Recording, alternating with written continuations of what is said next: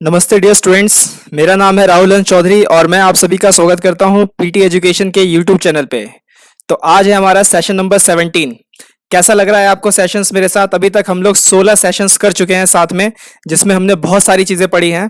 तो आज उन्हीं बहुत सारी चीजों में से एक टॉपिक है हमारे पास, यूपीएससी।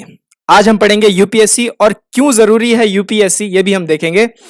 बहुत लोगों के बहुत लोगों का सपना होता है यूपीएससी क्रैक करना। तो यूपीएससी को जानेंगे आज हम थोड़ा सा deeply. It is related to Indian polity, governance, policies and institutions and constitutional bodies, right. तो हम अपना सेशन शुरू करते हैं। इससे पहले सेशन को लाइक करें, शेयर करें, दोस्तों को बताएं, सब्सक्राइब करें चैनल को अगर अभी तक नहीं किया है, और कमेंट थ्रेड में लिख के दिखाएं, करके दिखाएंगे, राइट। तो यूपीएससी क्रैक करके दिखाएंगे। So let's begin our work for today.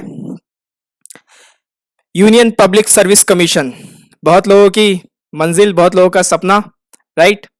क्यों जरूरी है? तो ये है वो न्यूज जिसके लिए मैं आज यूपीएससी आपके सामने लेके आया हूं। नए चेयरमैन इसके बनाए गए हैं and the new chairman is mister Pradeep Kumar Joshi.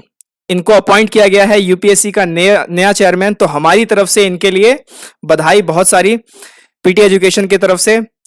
और सबको मालूम है यूपीएससी क्या करता है। यूपीएससी सिविल सर्विसेज का एग्जाम कंडक्ट करता है, इंडियन ब्यूरोक्रेट्स को तैयार करता है। इनसे पहले जो चेयरमैन थे यूपीएससी के थे वो थे मिस्टर अरविंद सक्सेना, और इनका टेन्योर जो बताया जा रहा है कि 12 मई 2021 तक का इनका टेन्योर रहेगा, राइट। ये ऐसा ऑफिशियल्स का कहना है, कुछ कंफर्म नहीं है इस पे। आगे बात करते हैं the big four, not that big four which we listen or heard in corporate world. So आप मुझे आपका पहला सवाल कमेंट थ्रेड में कि आप लोग मुझे बताइएगा कि कॉर्पोरेट वर्ल्ड में बिग फोर कौन है। इन कॉर्पोरेट इंडस्ट्रीज किन को बिग फोर कहा जाता है, राइट। तो ये है हमारे बिग फोर।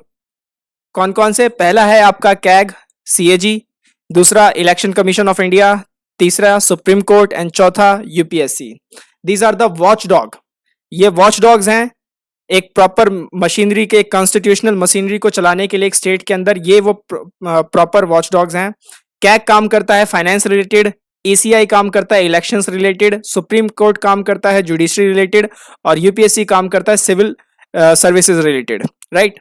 तो ये आप सबको पता होना चाहिए। तो आप लोगों के लिए आज का दूसरा सवाल यह है बिग फोर के बाद कि आप लोग मुझे इन सभी के चेयरमैन के नाम बताएंगे। Who is the chairman of CAG, who is the chairman of ECI, and हमारे चीफ जस्टिस ऑफ इंडिया कौन है, और यूपीएससी के चेयरमैन का नाम तो मैंने आपको बता ही दिया, मिस्टर प्रदीप जोशी, जो भी बनाए गए हैं हाल ही में। यूपीएससी से रिलेटेड ये वो कॉन्स्टिट्यूशनल आर्टिकल्स है जिन्हें आपको ध्यान रखना है। आर्टिकल 315 से 323 यूपीएससी और स्टेट पब्लिक सर्विस कमीशन के बारे में बात करता है। ये बेसिकली आता है पार्ट 14 के अंदर ऑफ इंडियन कॉन्स्टिट्यूशन। एक एक करके देखते हैं कि क्या है आर्टिकल 315 से 323। तो article 315 deals with public service commission for union and states. Article 316 appointments and terms of offices, कार्यकाल कितना रहेगा। Article 317 removal and suspension.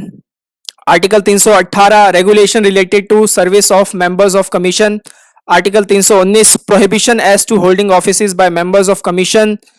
Article 320 functions of पीएससीज, किस तरीके के इनके फंक्शंस रहेंगे, क्या इनको काम करना चाहिए।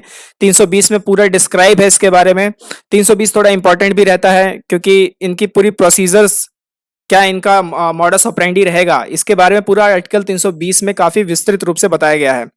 Article 321 power to extend functions of पीएससीज, इनके पावर यानी ओवर जुरिडिक्शन, अगर मैं लॉ के टर्म्स में बात करूं तो पावर कहां तक इनका एक्सटेंड हो सकता है।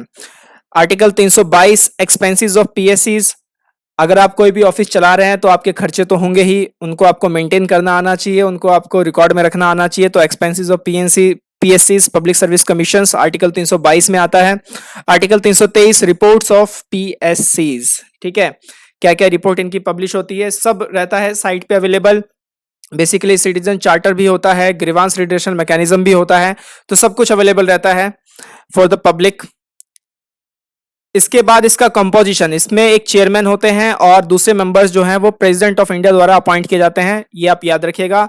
It's chairman got appointed by president of India, और every members hold office for a term of 6 years or until the age of 65 years whichever is earlier, right। या तो 6 साल या फिर 65 साल की उम्र को जो भी पहले हो जाए। तो इस समय तक इनका कार्यकाल रहता है। यूपीएससी के जो चेयरमैन हैं या यूपीएससी के जो मेंबर्स हैं वो डॉक्ट्रिन ऑफ प्लेजर यानी आर्टिकल 310 में जो डॉक्ट्रिन ऑफ प्लेजर है, मतलब कि प्लेजर ऑफ प्रेसिडेंट, उसको एंजॉय करते हैं। उसके बाद इसी आर्टिकल 310 में भी लिखा गया है कि government can also punish the civil servant due to misconduct in professional as well as in personal life. तो चाहे प्रोफेशनल लाइफ या पर्सनल लाइफ, अगर कहीं भी उनको लगता है कि ये मिसकंडक्ट हुआ है तो गवर्नमेंट उनको पनिश करती है। इसके बाद आर्टिकल 309, अच्छा एक चीज ध्यान रखिएगा, गवर्नमेंट पनिश करती है, यहाँ पे ये ध्यान रखिएगा, ये प्रेसिडेंट पनिश नहीं करते, ये स्टेटमेंट बना के पूछा जा सकता है। आर्टिकल 309 अगर हम 309 की बात करें तो Parliament and state legislatures are empowered to make laws to regulate and recruitment conditions of services till the time parliament does not made any law, then president and central level and governor at state level are empowered to do so।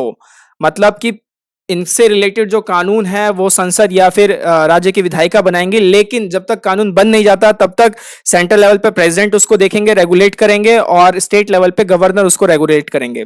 तो इन सब चीजों का आप ध्यान रखिएगा। Article 311 भी है एक, 311 basically protection from arbitrary dismissal, मतलब कोई भी एक सिविल सर्वेंट को उसके पद से हटा नहीं सकता, उसे सस्पेंड किया जा सकता है, ट्रांसफर किया जा सकता है। तो ये जो आर्बिट्रेरी डिसमिसल है इससे प्रोटेक्शन मिलती है आर्टिकल 311 में। इसलिए कहा जाता है कि आप लोग तो बाबू लोग हो, आपको तो कुछ नहीं हो सकता, ऐसा नेताओं का कहना है। क्या वाकई में ऐसा कुछ नहीं हो सकता? सोचिएगा इस पे। इसके बाद हम देखते हैं civil services of India. Civil services of India का जो स्ट्रक्चर है इसमें बेसिकली 3 तरीके के सिविल सर्विसेज हैं। पहला है ऑल इंडिया सर्विसेज, जो कि आपके IAS, IPS, IFS. Central civil services, इसमें ग्रुप ए, ग्रुप बी, और स्टेट सिविल सर्विसेज जो स्टेट निकालती हैं। अब एक शॉकिंग खबर यह है कि आप लोगों के मैं एक स्टैट बता दूं सेंसस 2011 का, 2021 का सेंसस जल्दी ही आने वाला है। इस पे काम चल रहा है, गवर्नमेंट ने इस पे प्रोसेस शुरू कर दी है। तो 2021 में हम अपना नया सेंसस देखेंगे तो डेटा काफी सारा चेंज रहेगा। तो in India there are 1623 government servants पर 1 लाख पॉपुलेशन। 1 लाख पे कितने हमारे पास गवर्नमेंट सर्वेंट है? 1623। अमेरिका में कितने हैं? 7681।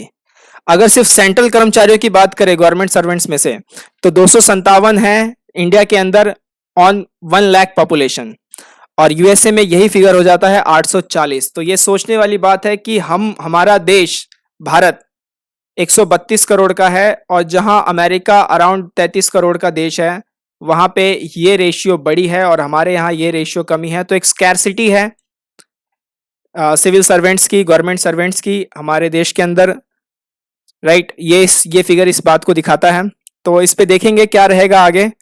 तो ये है यूपीएससी। और एक खास बात और कि साथ ही साथ यूपीएससी के अलावा बिग 4 में हमारे कैग के भी चेयरमैन को चेंज किया गया है, हाल ही में ही इनकी अपॉइंटमेंट की गई है। तो आज के लिए आपका तीसरा सवाल कि जो कैग के चेयरमैन है, जिनका नाम आपने अभी तक कमेंट थ्रेड में लिख दिया होगा, तो जो कैग के चेयरमैन है वो पहले कहाँ पोस्टेड थे, ये आप बताइएगा मुझे। काफी इंटरेस्टिंग खबर है वो भी कि कैसे वो कैग के चेयरमैन बने, राइट। तो इस पे आप ध्यान दीजिएगा। आज के लिए मेरी तरफ से इतना ही। कुछ पीटी रिसोर्सेज आपके लिए, इनका यूज करते रहें। Useful current affairs content regularly update हो रहा है आपके लिए। टीम आपके लिए लगातार मेहनत कर रही है। हमारा मोटिवेशन सिर्फ और सिर्फ आप हैं, मैं आपको पहले भी बोल चुका हूं। So spread the good words for us. Thank you so much for this session. नमस्ते, जय हिंद।